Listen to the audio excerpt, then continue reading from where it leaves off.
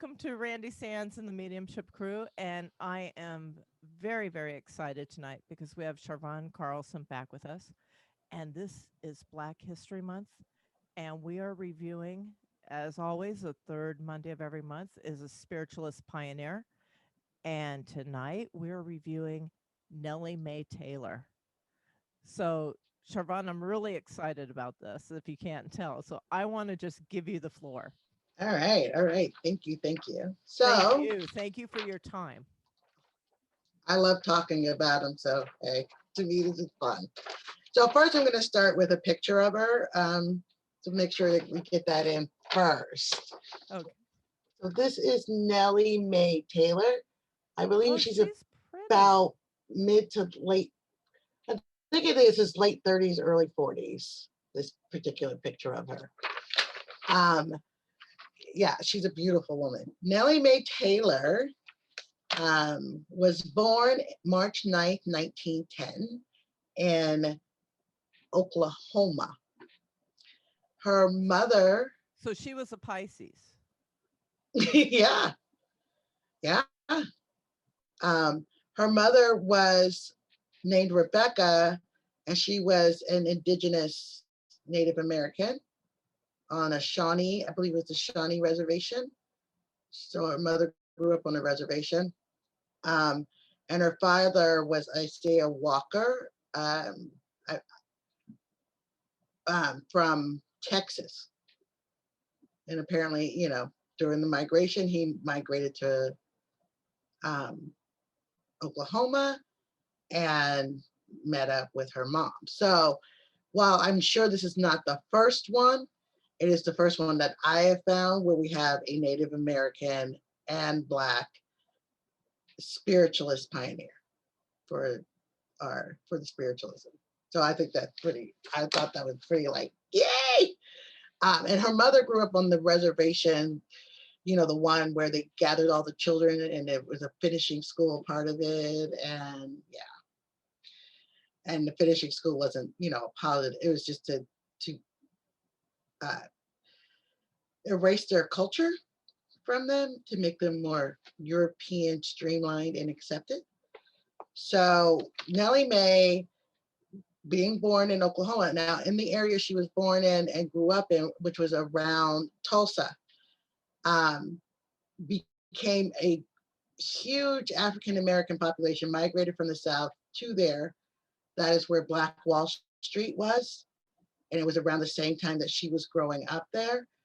African Americans found that they could not only settle their own town, have their own businesses, move into the middle class, marry, raise children, and we're finding great success after slavery and post-slavery. And then, as we know, the history, there was the burning of Black Wall. They call it the burning of Black Wall Street, or as others might know of it, it's the Tulsa Massacre. Um, so it depends on how you learn that history. She was about 20 when actually no, she was about 13 or 14 when the Tulsa Massacre happened. And of course, that also dragged down the community. They were heartbroken. They lost a lot of family and friends. They lost their stores and businesses, lost their homes. So there was, a migration begins again to Phoenix, Arizona. But before she gets to Phoenix, she grows up there and decides to go to school. She goes to college for about 2 years. She was planning on being an ambassador for, was it an ambassador? No, a missionary. She wanted to be a missionary. Um, but her abilities to communicate with people in spirit and to see things before they happen, or she also had the gift of prophecy, um, we're growing stronger and stronger in her 20s. And so she pretty much just said, okay, this is what I'm supposed to be. This is where this is my gift. I need to go out and see and use it. So about 1930, she joins the National Colored Spiritualist Association of Churches. The quick backstory is back in mid to late 1920s, There was a split off between the National Spiritual Association and National Color, and then the National Color Spiritual Association was created 1926 in New York. So this is only like 4 or 5 years after that organization is up and running. And she joins the National Colored Spiritual Association because prior to that, every time she tried to go to a National Spiritualist Association church, they wouldn't allow her in because she was colored. So she was really excited to discover that there's the NCSA and she could be a part of it and what have you. Mind you, she's still living in Oklahoma at the time. And now at this point, she's learning about spiritualism. She's learning about her gifts. She's developing them. She was a billet reader. So where she would take the rolled paper and put it up here and tell you exactly what was on it. She also did prophecy. At one point, there's a story in one of the books where I learned about her. She apparently was walking down the street or walking home from something and just had this overwhelming feeling that there was a fire or something happening at a house and that somebody was in it, and just went and grabbed the person out of the house. Now, mind you, the fire hadn't started or anything had happened yet. But right after she, got the information out and got the person out, then whatever it was, sorry, I don't have more details, happened. So this is something she said that she was dealing with ever since she was young, having where it would just stop her in the middle of the street. And she, all of a sudden, a vision would just open up and she could just see what was about to happen next or what have you. She could communicate with spirit, but at the time she didn't know that that's what she was doing. She just heard people, they would tell her things. So her gift was really, really strong. So finding a spiritualist church where they were able to work with her and help her to harness her gift and explain what it was to her a great gift in and of itself, and helped her to continue in her pursuit as a spiritualist. In 1934, she marries HGB Peg Leg Taylor. He's much older than she is. I know, right? His nickname is Peg Leg. He's much older than she is. This, for him, I think this is his second or third marriage. For her, it's her first. He already had grown kids. And his family were a part of the Tulsa riots. His family lived in the area. Depending on what you read, he either had a business or he didn't, but his whole family was a part of that Tulsa riot and everything that happened.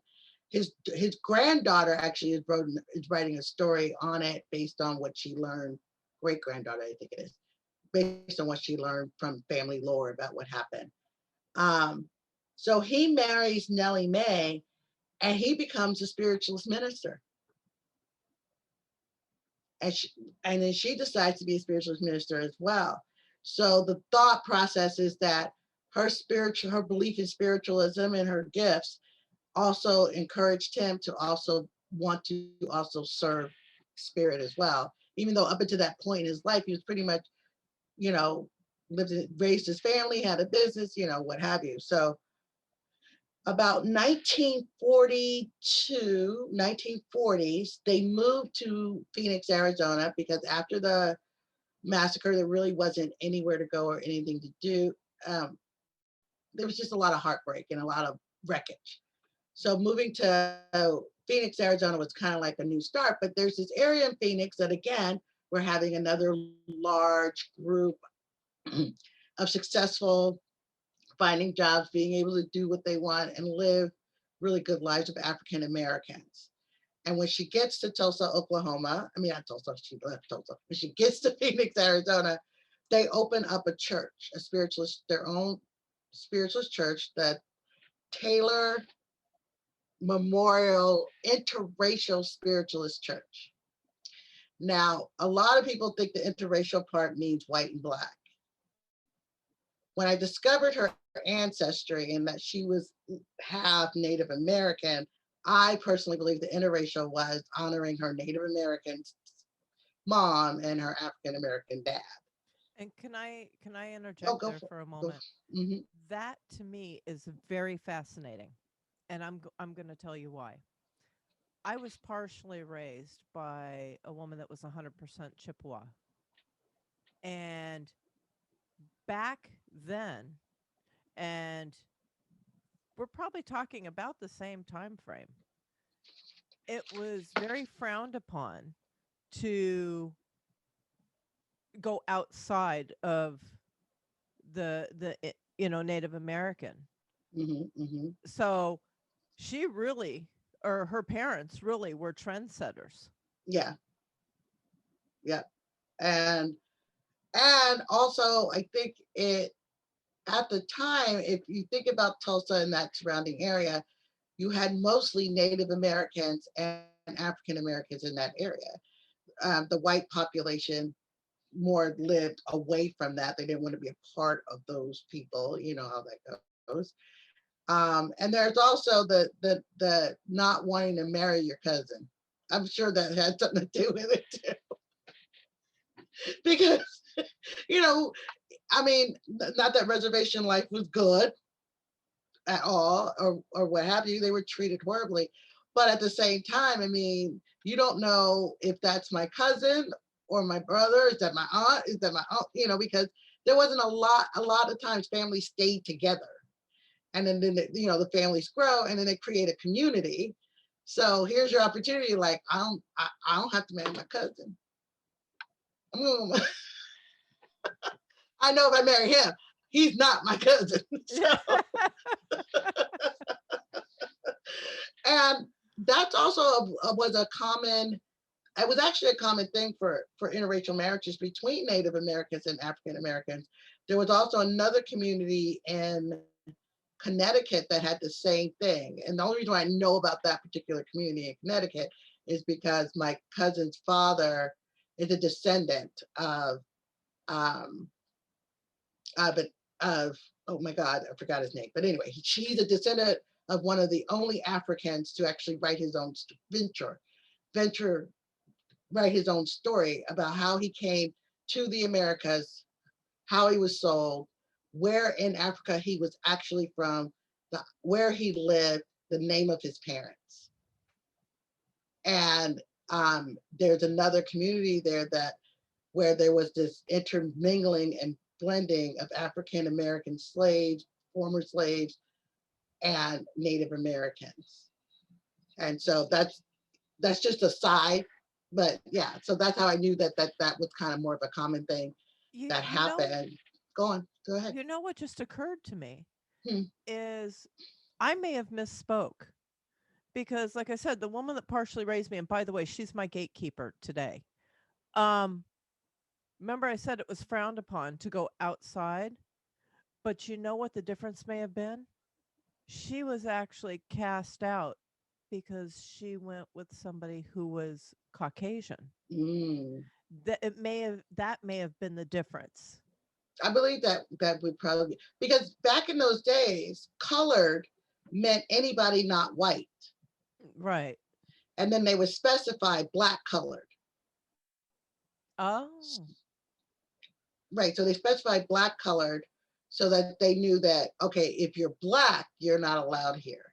Because just saying colored meant anyone not white, and that included Native Americans, that included Asian Americans, and so on. Anybody who was had a shade darker, had a tan.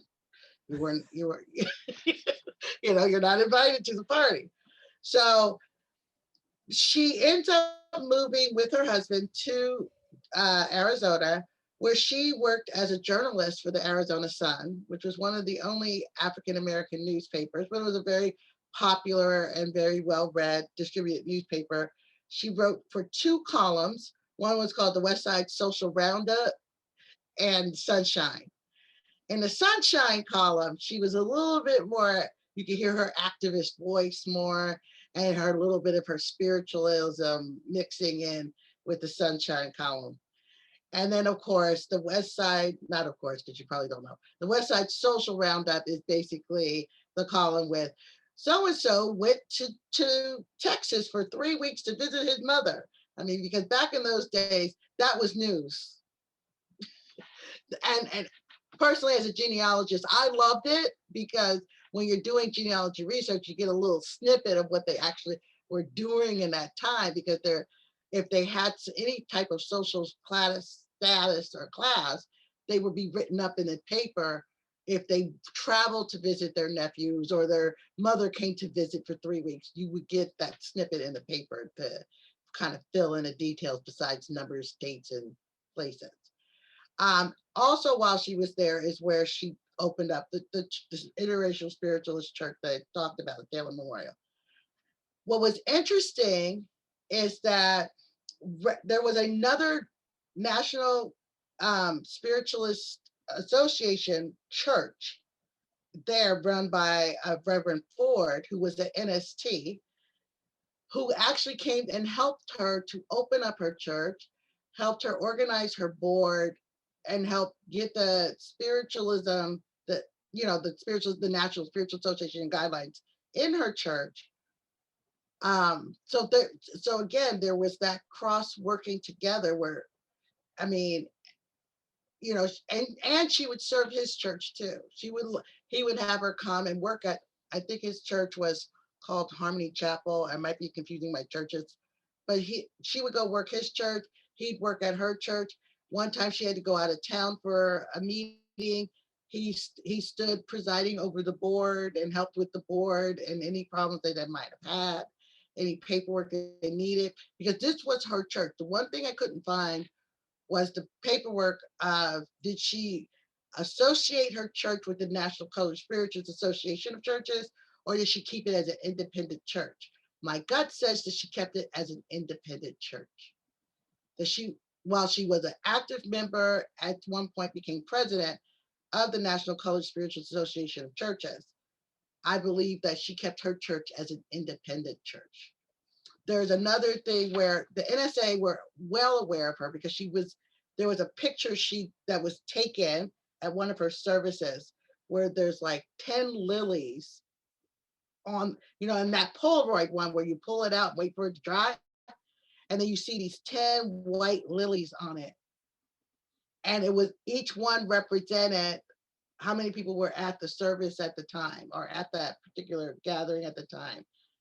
And the TNS, which is the national summit with the NSAC, actually got permission from so-and-so to so-and-so, who asked Nellie Mae if they could reproduce the picture and the story in their news magazine.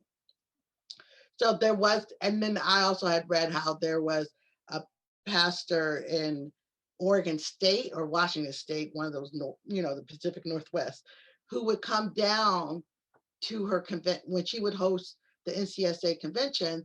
He'd come down and be a speaker at that convention. Interesting tidbits was like, she shut down her church for 5 weeks to go to convention in Florida. And I always thought, I always get a giggle from that because I'm like, convention ain't 5 weeks long. But back in those days, if you think about traveling, traveling was a much bigger deal, much more of a bigger production. I imagine that majority of her church members would go with her to convention. So what would be the point of keeping your church open? And we're going to Florida, so we might as well make a vacation out of it too while we're there. Her husband transitions, where did he? In 1951, July 31st, 1951, he transitions. So that's about a decade after they've established themselves in the spiritualist community in Phoenix. She establishes herself working for the paper. She also becomes an extreme activist. So she's a member of various different organizations, which I don't have listed here, but like one of them with the NAACP, the Urban League, she was a Phoenix Republican. She ran for office. I mean, so she was a part of a tea society to help young women become more established, better women, and successful as they get older. So she was a very, very, very, very activist outside the church, active in her church. Her church was the center of a lot of different gatherings and organizations, and the mayor would come visit, and so they'd have a mayor's tea and different things like that, outside of her, in and outside of her church and her life. What On a personal note, after Horace transitions, um, one of the women that helped found her church, helped her find, was considered a co-founder, but I don't think she was, becomes her partner. Partner how, we don't know. So I make no assumptions, but I do know that in the social columns, it would say, Miss Taylor and Miss Washington welcomes their mother and their brother for Thanksgiving, or for Mrs. Washington's father transitioned and Miss Taylor and Miss Washington went to visit him and his family for, so they lived together until Miss Washington transitions. So she lived with, and Nellie Mae Taylor's nickname for her was, I think, Angel, my angel. And would even write it, like there were some things where she would write it in parentheses, her nickname for her in her, Lily, my angel, Washington, or something like that. So the so, but again, no one's making any noise about it. There's no gossiping about it. This woman, in my personal opinion, lived her life and expressed and lived her expression whenever she felt the need or move. She moved to Phoenix. When she was going to school to be a missionary, but her gifts were becoming larger, she decided to pursue that. She gets married to a man much older, so she never had any children. And when he transitions, she's living with Miss Lily Washington. This is a woman. She makes no apologies for who she is. This is how I've been reading about her life. She was a very staunch spiritualist, but on her terms. Everything was about her, which also reminds me of what being a spiritualist is, right? So a spiritualist in general, part of the whole thing about being a spiritualist is that we choose to live our lives on our terms. Well, what impresses me again, which by the way, did she know Bertha? I'm assuming they did. No, because this is later. Bertha died in Oh, that's 1926. right. I forgot. Okay. Um, but what impresses me about both of them was back in that time frame.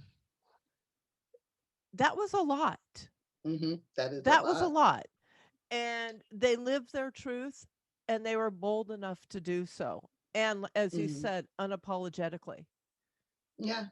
Yes, And both of them were very, and she probably knew of Bertha.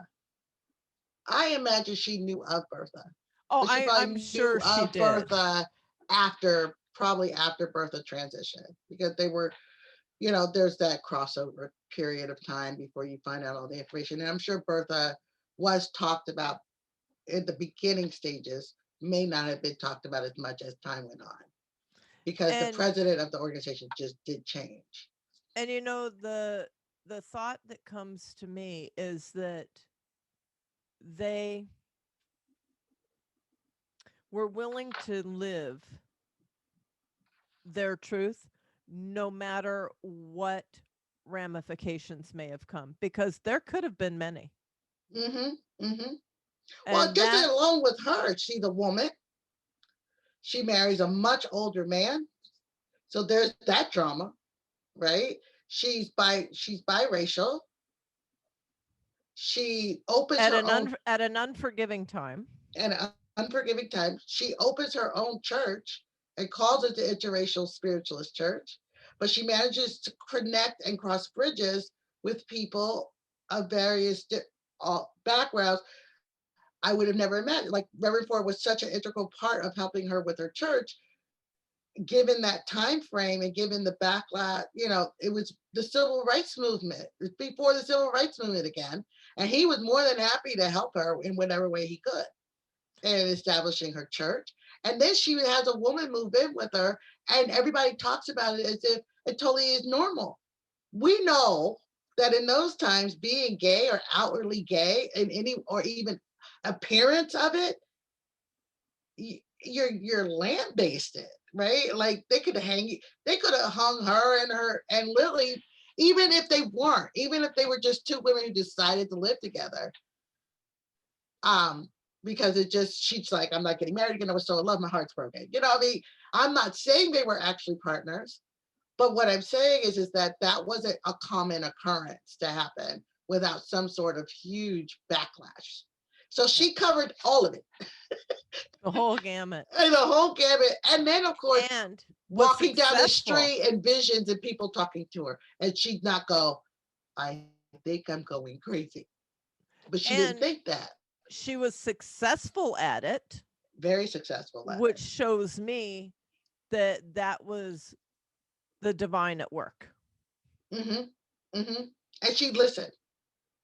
Whatever's, I believe that everything she did was spirit guided. So they would come and they'd tell her and she'd just go and do it without question, without thought. She was a truly connected, and in my belief, connected and firm believer in her gifts, in her ability, and trusted spirit 100%.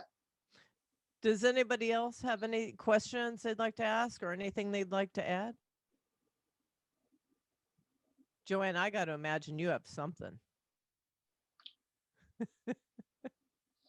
Well, just to finish up real quick, she was vice president of the NCSA in 1973. She transitioned in 1997. So she lived till 87. Wow, so she was still around in our time. Yes, she was still around our time.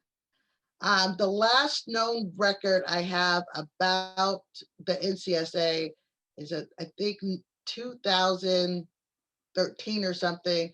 Someone actually was still filing their status in Detroit.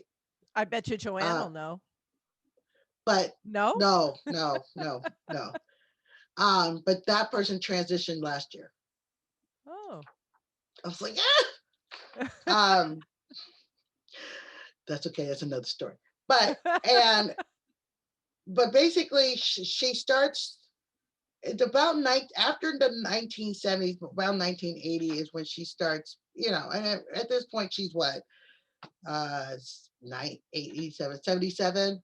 So she's spending more time at home. She's not going out as much. She's not doing as much. But up until about the mid 70s, into the 80s, she was still her church was still going. She was still an active member, president, running of her church, still active participant of the NCSA, you know, still doing everything she could. And what about Lily? Lily had transitioned many years before that. I don't have it written down. She moved in with her in 1952. I believe she transitioned in the 70s.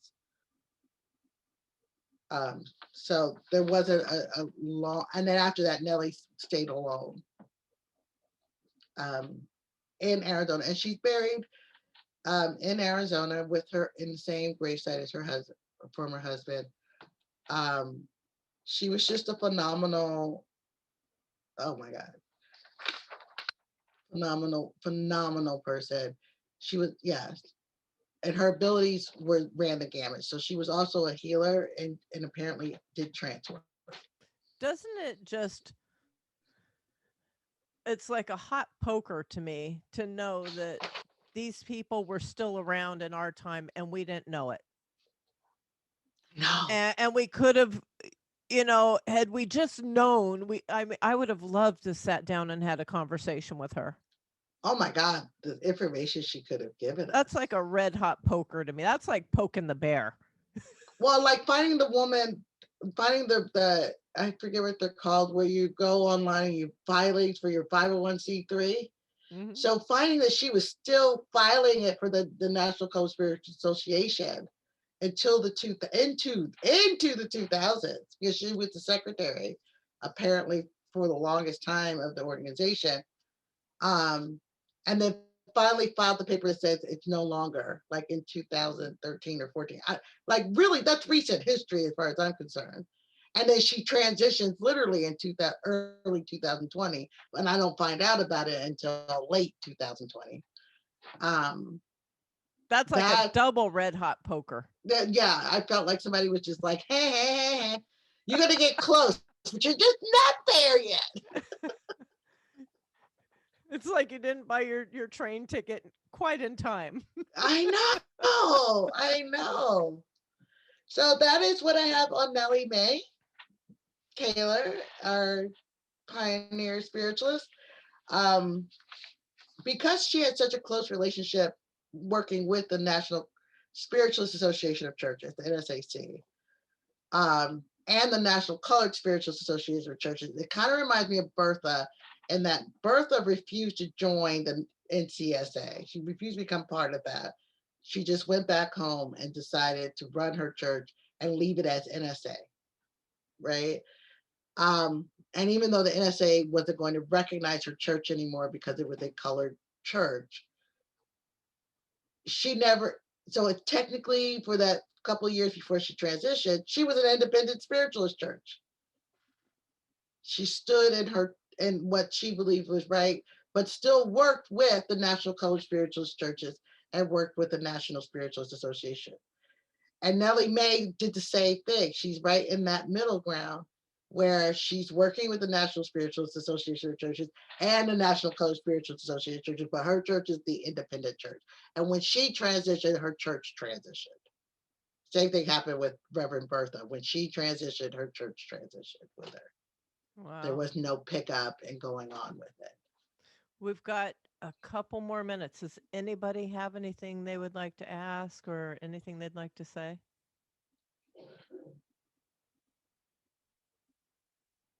Yes, no, maybe?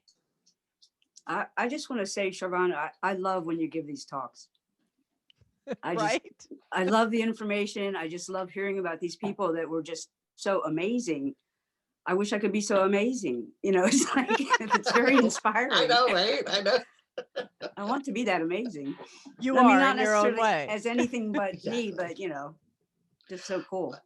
I think the only reason why I try not, first of all, I do a lot of research and I do a lot of study of history. So I try not to get all kind of like, God, I want to be like them, because I actually don't want the hardships they had to get to what they were doing. Could you So imagine? I try to keep that in mind, like, oh, a woman married and then not have kids. And then when your husband dies, you move a woman in with you in 1940s, 1950s. Oh my Lord. And a medium. And you're a medium. Healer. And you open your own spiritualist church. I mean, the audacity, right? Right, as a woman. And you're running for elected offices. And, oh my Lord. And then writing. Oh, right. And she's a journalist, so I'm just thinking to myself, ooh. And then when I think about Bertha, Reverend Bertha Creer, her parents were born into slavery.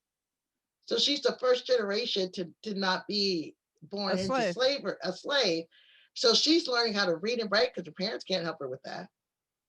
And then she also is pursuing her passion to be a spiritualist minister.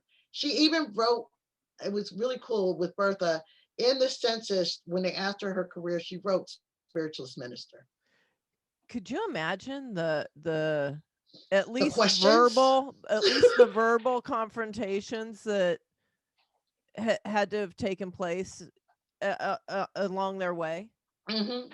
And then if you think about it, they're both African Americans who are choosing a non-Christian based religion faith to be a part of. I know, the audacity, right?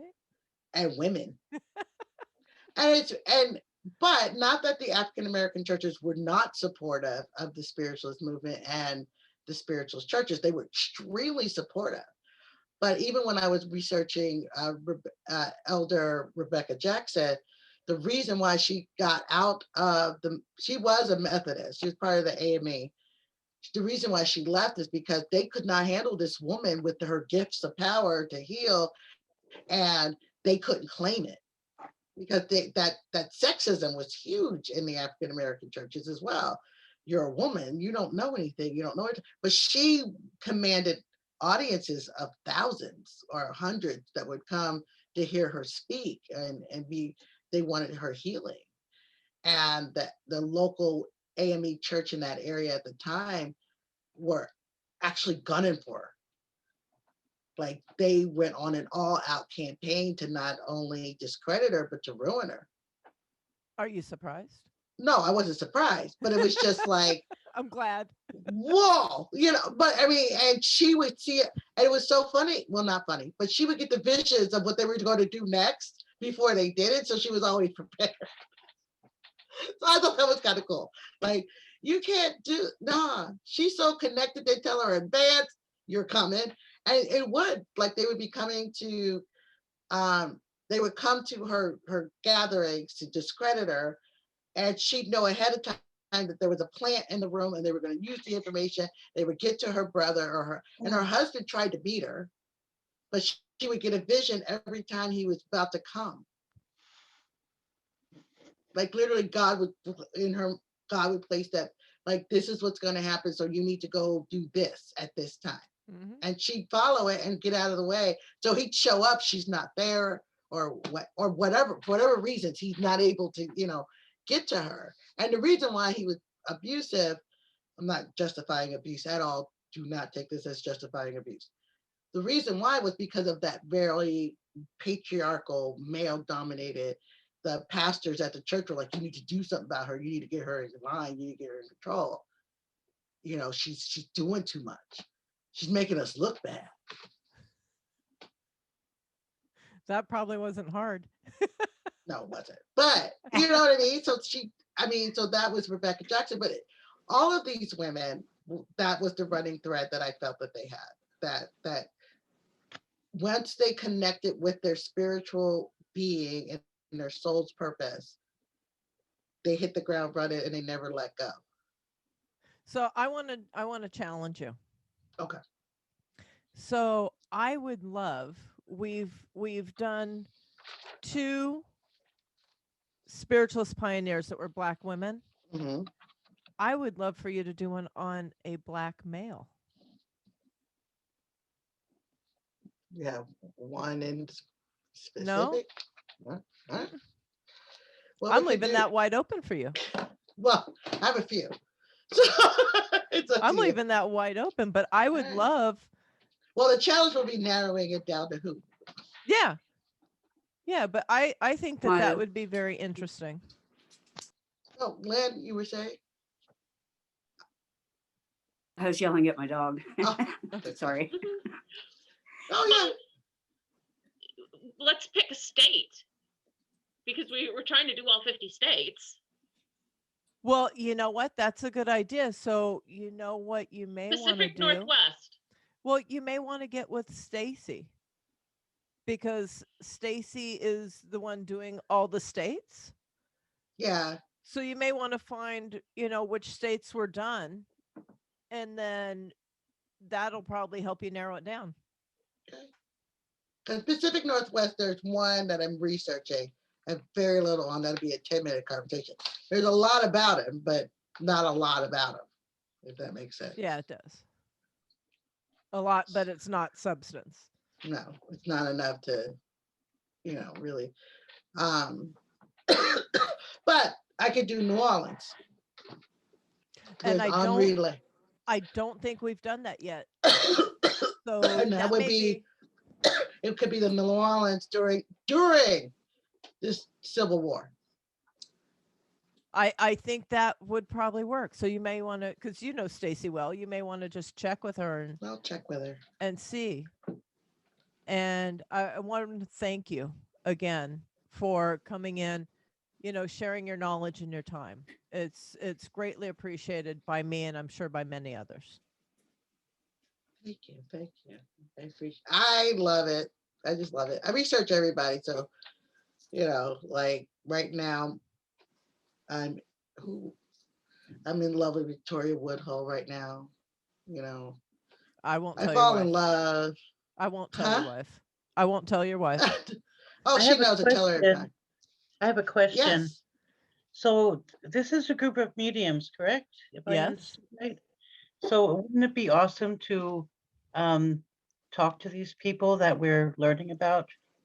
Like somebody can try and connect to Rebecca and talk with her about her, just Well, aside we from don't so much do mediumship. in these talks,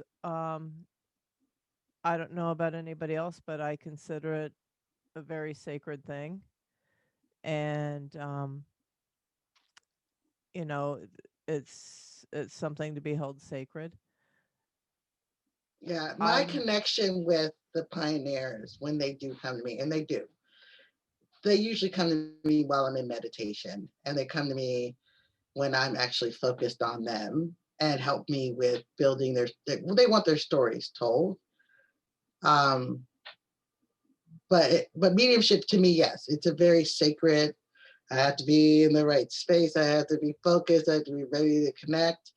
Um, for me personally, I'm not sure if I meant like during this hour, but oh, okay. okay. just the idea of it. Like, there are people who have YouTube channels where they do mediumship and they talk with different people in the spiritual world, and they just it's very interesting to hear about it.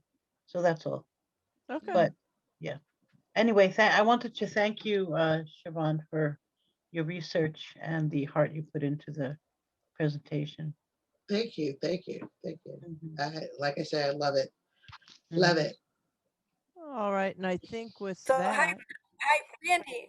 Hi, yes. Randy. I just Hi. wanted to introduce myself. I'm Cindy. I came in on Facebook. I don't know if you answered my Mhm. Facebook request, but I was invited by Dawn.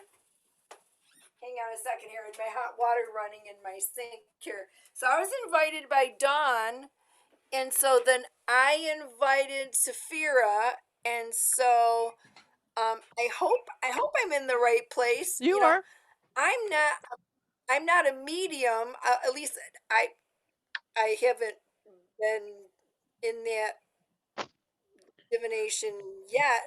So I'm just, I'm not sure if it's a requirement that I Nope, be a medium. not at No, all. This no, is I'm. a group that comes together and we talk about all things spiritual. Yeah, that's great. And I listened to your last week's talk on kindness, and that was on YouTube, and that was really good. So yeah, Chiffon, I enjoyed your talk. I love biography.